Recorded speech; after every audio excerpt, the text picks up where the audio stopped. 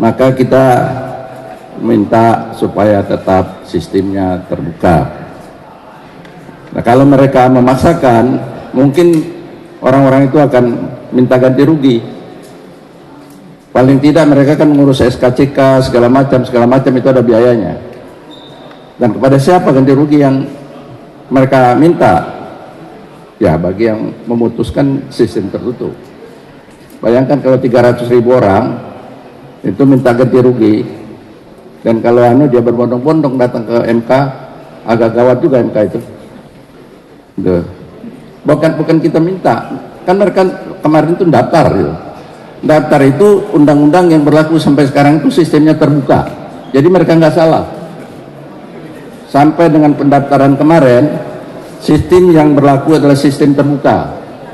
Nah, jadi kalau ada yang mencoba merubah-rubah sistem itu, orang yang mendaftar sebanyak itu akan protes.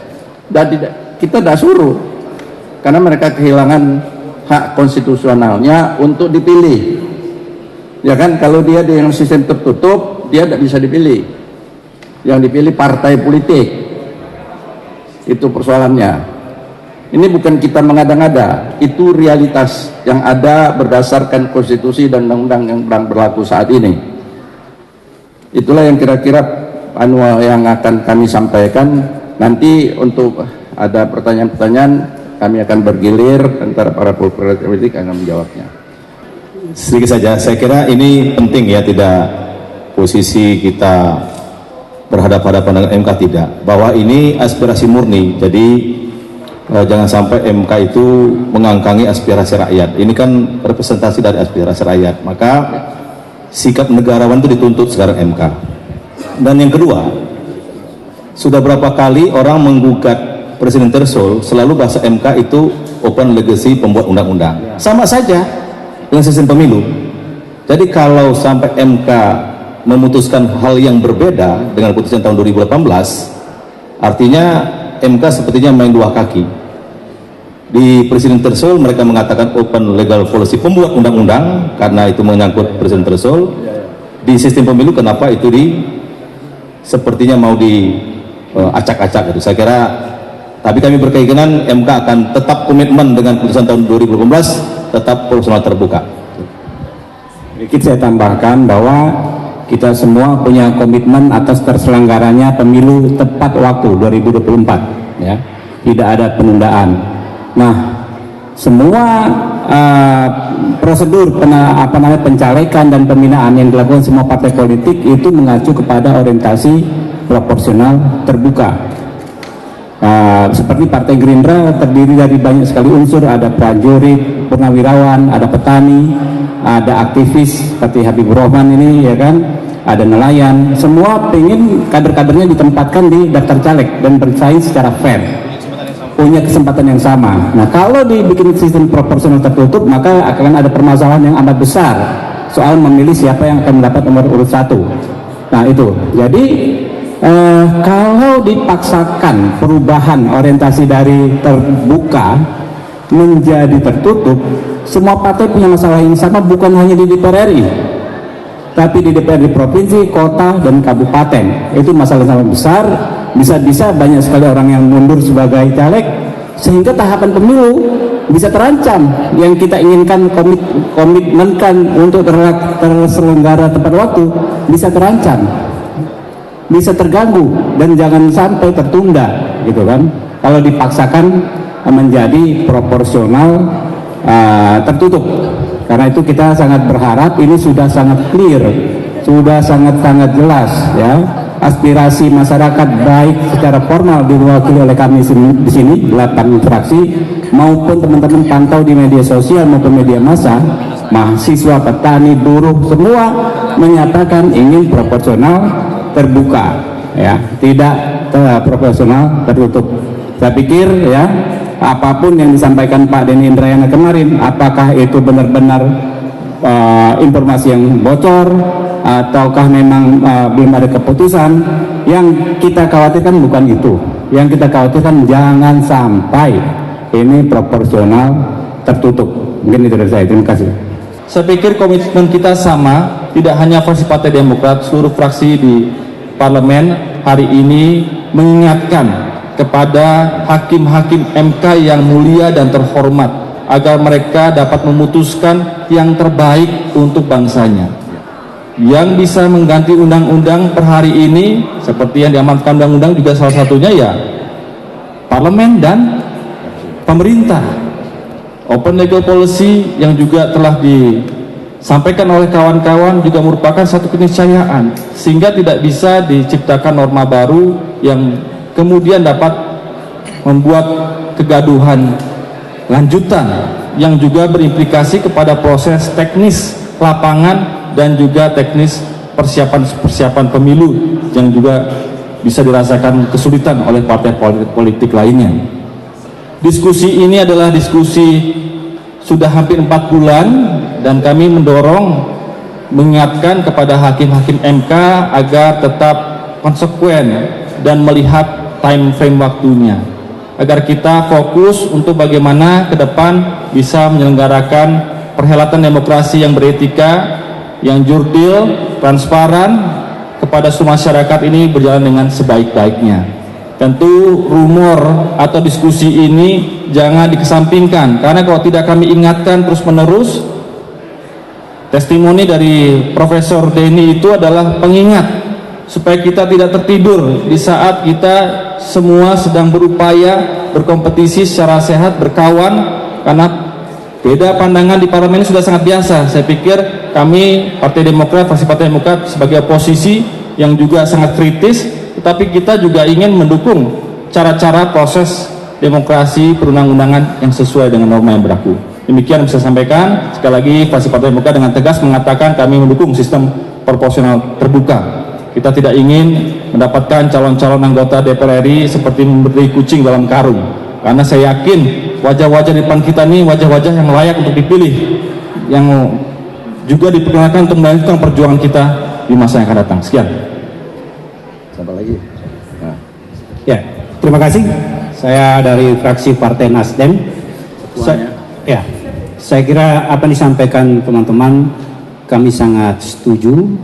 Satu saja yang ingin kami sampaikan bahwa Presiden kami minta beliau sendiri sampaikan bahwa beliau harus ikut cawe-cawe untuk menjaga kelanjutan pembangunan dan stabilitas negara dalam rangka pemilihan umum kita 2024. Maka saya minta supaya bukan cuma MK yang kami minta, tapi kami minta juga Presiden juga harus bisa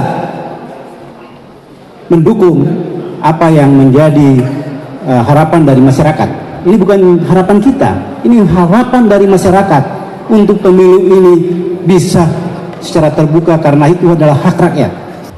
Assalamualaikum warahmatullahi wabarakatuh. Saya Saleh Daulay, Ketua Fraksi PAN. Pertama, kita harus pahami bahwa pemilu itu adalah pesta rakyat. Demokrasi adalah pesta rakyat. Jadi kalau sistemnya itu tertutup, pestanya ya tertutup, tidak begitu menarik. Tapi kalau pestanya terbuka, semua orang bisa nonton, semua orang bisa berpartisipasi, semua orang bisa ikut. Nah karena itu, karena kita sistemnya sudah demokrasi, maka tentu kita harus memilih yang terbuka. Itu satu. Yang kedua, dulu MK sudah pernah memutus bahwa sistem kita terbuka. Ya, tahun 2018. Diingat nih, semua harus ingat nih. 2008. Maaf ya. 2008. Maaf. Ya. Sudah pernah diputus terbuka. Katanya kan putusan MK itu final dan mengikat. Mestinya kan sudah final itu. Kalaupun ada orang uji lagi ya nggak layak ujian lagi, kan udah lulus kemarin. Oke, itu. Jadi karena itu kalau misalnya diuji lagi sekarang lalu dibuat tertutup, ini salah, menyalahi yang sudah final dan mengikat tadi. Itu nggak boleh mestinya.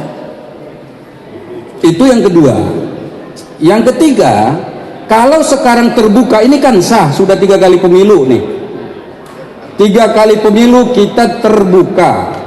Kalau sekarang ini semua sah, ini dipilih dengan terbuka nih, semua sah secara konstitusional, tidak ada di sini yang tidak terpilih dengan tidak benar, semua sah.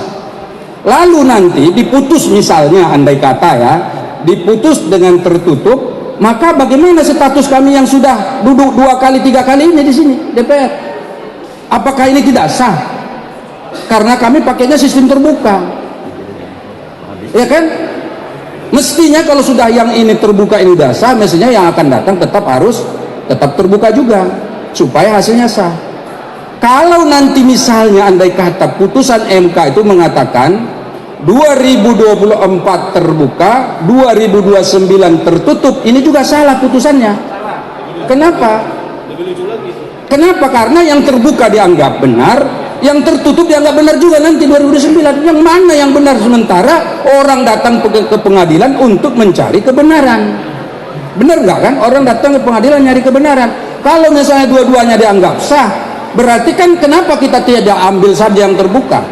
Dan ingat, kalau ada 2 hal yang dianggap bertentangan, tetapi dua-duanya tidak bisa dikalahkan antara satu dengan yang lain, kan semua pengamat mengatakan terbuka oke, bagus, tidak ada masalah, tertutup oke, tidak ada masalah. Kalau dua-duanya benar, berarti dua-duanya tidak boleh saling mengalahkan. Yang sudah ada ini berarti sudah pasti benar dan harus dilanjutkan begitu. Nah, dalam konteks pemikiran seperti itulah maka fraksi Partai Amanat Nasional dengan sungguh-sungguh, dengan etikat baik, ikut berkompetisi dengan baik, berfastabiqul khairat, kami meminta agar pemilu yang akan datang tetap dilakukan secara proporsional terbuka. Sekali lagi, secara proporsional terbuka. Demikian. Assalamualaikum warahmatullahi wabarakatuh. Dalam sistem demokrasi, tuan atau rajanya itu adalah rakyat. Maka kami semua yang ada di sini ingin menjaga kedaulatan suara rakyat. Meskipun kami adalah pengurus partai politik di DPP, kami tidak ingin ada oligarki partai, tapi lebih kepada suara atau orang yang terpilih duduk di DPR ini yang merupakan pilihan rakyat, bukan pilihan partai politik. Sistem terbuka yang sudah diputuskan oleh MK sebelumnya membuka ruang kompetisi yang sehat dan bergairah, sehingga demokrasi kita akan terus bergairah.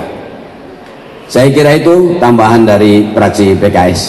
Selanjutnya dari fraksi PKB. Terima kasih. Fraksi PKB sepakat dengan teman-teman yang lain konsisten tetap mengharapkan MK untuk memutuskan dengan objektif dan jernih sistem pemilu proporsional terbuka. Dan konferensi pers kita hari ini yang kedua sudah melanjutkan konferensi pers kita pertama. Kita solid 8 fraksi karena partai sebagai pilar demokrasi, kita menjaga supaya demokrasi kita tidak mundur. Karena kalau sistem proporsional tertutup, demokrasi kita mengalami kemunduran. Dan MK seakan-akan menutup semua pendapat publik. MK melawan arus publik, sehingga kita harus konsolidasi terus fraksi-fraksi ini, dan PKB konsisten bahwa sistem proporsional terbuka adalah yang terbaik sampai hari ini. Oleh karena itu terus kita jaga dan kita terus kawal sampai tanggal 7 menuju keputusan. Itu saja mungkin tambahan dari fraksi PKB. Terima kasih. Lanjut, saya kira tadi sudah banyak disampaikan teman-teman terkait dengan kenapa kami tetap memilih proporsional terbuka. Saya cuma menambahkan saja bahwa kondisi proses pemilu kita yang lamanya 20 bulan ini sekarang sudah berlangsung 11 bulan setengah. Artinya tinggal 8 bulan setengah proses untuk menuju proses pemilu yang harian. Nah, kalau kita hitung-hitung, kalau misalnya terjadi perubahan sistem, bukan cuma 2 pasal yang dituntut ini, akan berpengaruh terhadap 20 pasal lainnya. Coba bayangkan kalau misalnya karena 2 pasal ini kemudian berubah, berpengaruh terhadap 20 pasal yang lainnya, maka pemilu kemungkinan akan mulai ke titik nol dulu. Artinya pertama dari sisi anggaran, yang kedua pasti tidak bisa kita mengejar waktu yang diatur oleh diamanatkan undang-undang bahwa pemilu itu 5 tahun sekali, karena pasti tidak akan terkejar.